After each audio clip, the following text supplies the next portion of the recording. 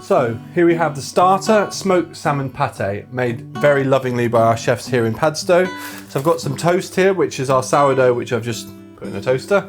Very simple. And the pate is already made. All you need to do is literally spoon it out and onto the bread. And then I'm going to dress the salad. These leaves come from Padstow Kitchen Garden. Ross Geach, an ex-chef of ours who grows them up there, about a mile from our restaurants. So I've already made vinaigrette.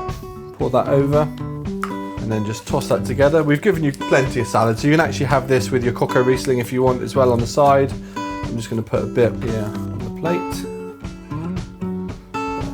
Lots of different salad leaves in there. We've got some Mizuno, we've got some mustard cress, some Lollo Rosso, lovely, lovely for salad, all fresh, delivered to your door. And that's it. There you have it, our wonderful smoked salmon pate on toasted sourdough. So here we have the cocoa Riesling. Now this is, like I said, very like a normal cocoa vin, but actually rather than using an old rooster, we're using some nice Cornish free-range chicken. The sauce has already been made by our chefs in Padstow, and it's got lots of Riesling in it, which is a kind of a sweet wine, which is associated with Alsace, but you can find it all over France. It's got some onions, some button mushrooms, some smoked bacon, and some chicken stock in there. But what we need to do first is get the chicken cooking. So what I'm going to do is just really lightly flour and season it. So just pop a bit of flour all over and some salt. And then I'm just going to flour all the pieces, dust off the excess. But this is just going to help it cook and help it give it a nice colour, and it will slightly thicken the sauce as well. Then quickly wash my hands and then take this over to the saucepan. So just got some oil and butter, and then just going to add the pieces of chicken.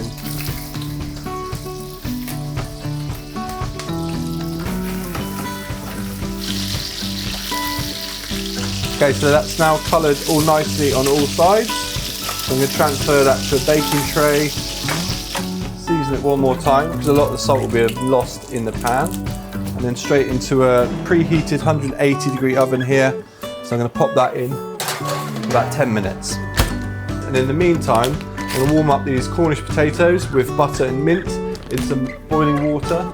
They take about 8 minutes or about 3 minutes in the microwave, but check them before you serve them. You want them to be nice and hot. Also, I'm going to warm the sauce up now. Now this is already reduced, it's ready to go. So don't put on a high heat, put on a very low heat just to warm through. We're going to add the chicken to it in a little bit. And while I've got nothing to do, may as well chop my parsley. So I've got parsley here. This just finishes the dish, gives it a lovely freshness. So I'm just going to pick the parsley off the stalk. And then a little tip I'll give you here for chopping herbs. What you do is pick them all down, put them into a nice little ball in the middle and roll them up like so. And then with a sharp knife, just cut through them. That way you only have to cut through them once because they're all stacked together. So I'm going to serve it in this quite nice sort of sharing pot. So what I'm going to do is just get that sauce I've warmed up, pop that in there. And then remove the chicken from the oven. There's a few different ways you can check if it's ready. The easiest way is to use a meat probe, which I've got here. So I'm just going to stick that in. It should read 70 degrees, which it does. Now the chicken's going to go back into the sauce. Just make sure all that juice goes back in there as well.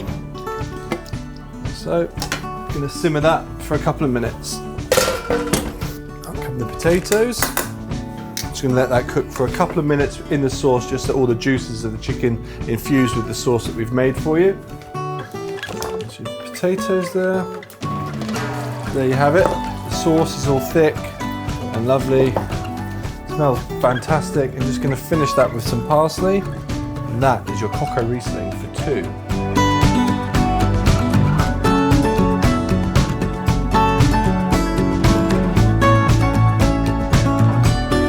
So this is our dessert. It is a chocolate torte with Cornish clotted cream, and you might think this is very simple, but a lot of love and effort's gone into making these by our fantastically talented pastry chefs, and obviously Cornish clotted cream is the best in the world. So put it on a plate.